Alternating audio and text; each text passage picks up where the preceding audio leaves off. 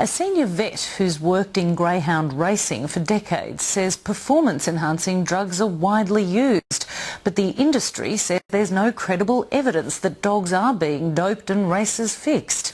Also, for the first time, the industry has revealed that thousands of greyhounds are euthanased every year, mostly because they show no potential on the racetrack. Matthew Carney and Timothy McDonald with this special report. Race, please. Race 3. How are you? It's race day at Wentworth Park in Sydney. Before the greyhounds hit the track, a vet checks them over and the chief steward confirms their identities and weighs them in. They're over a kilo from their last start, or under a kilo, then they'll be scratched. Security is tight to make sure none of the dogs can be tampered with or doped. Greyhounds is a sport for battlers, and tonight is a big night, with $75,000 in prize money up for grabs.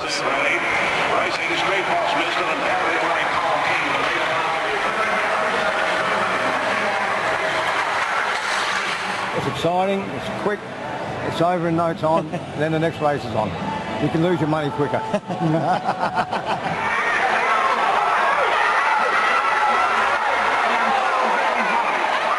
There's not many places left in this town where the working man can come for a couple of dollars with his family and have a good night.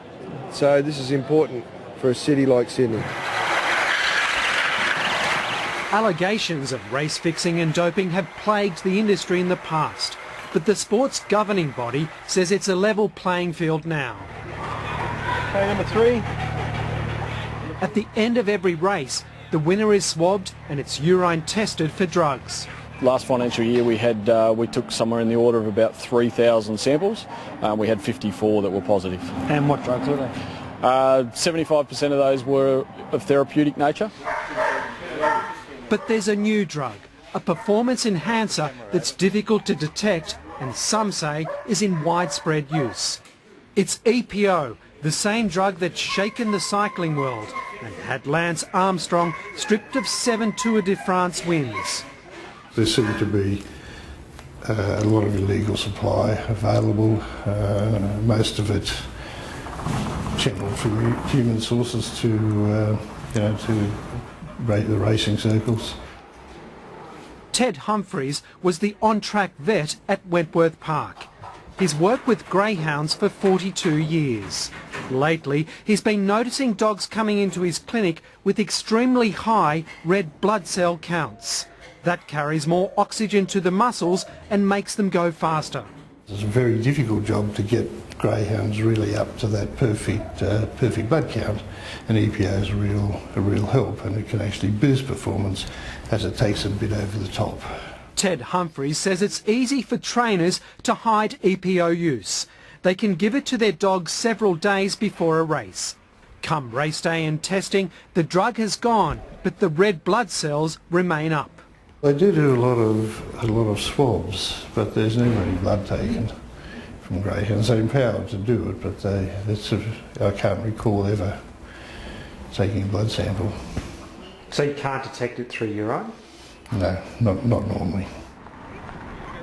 Greyhound Racing New South Wales disputes this and says urine testing does pick up EPO usage.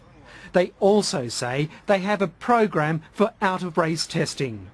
We've been testing for EPO in greyhound urine samples for some time, over the last 2 years. We've done 400 specific tests for EPO, and in that time haven't come across a positive, and that's the same Australia-wide. No state to date has found EPO in a sample. But the ABC spoke to one trainer who wanted to remain unidentified, who said EPO was in circulation and had witnessed other trainers injecting the drug into their dogs. We don't have any credible intelligence which would support the assertion that EPO use is a significant issue in greyhound racing. So in the absence of that intelligence, we are comfortable with our current level of testing. We'll continue with that testing. That will continue to be random. At the back of Ted Humphries' clinic, another industry secret is revealed. This dog is just 2 years old, and the E marked on its head means it will be euthanased, killed because it didn't run fast enough. He was just too slow to be competitive. He's 2 seconds slower than he needs to be, which puts him about 100 metres behind the rest of the greyhounds.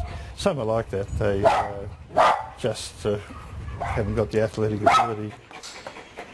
Some are put down because they've been injured on the track, but most are killed because they show no racing potential or past their prime on the track.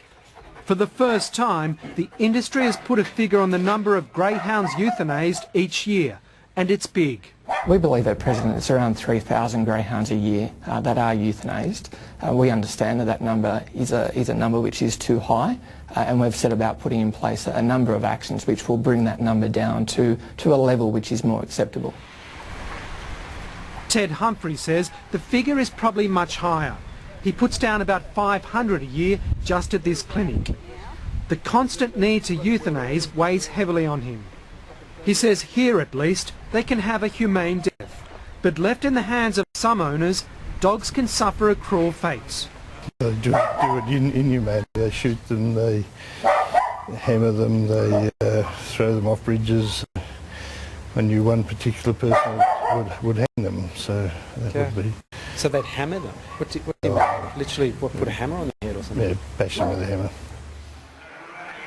The industry says it's improving the situation by supporting a growing adoption program for discarded greyhounds and training the dogs that do race as family pets. Matthew Carney, Late Line.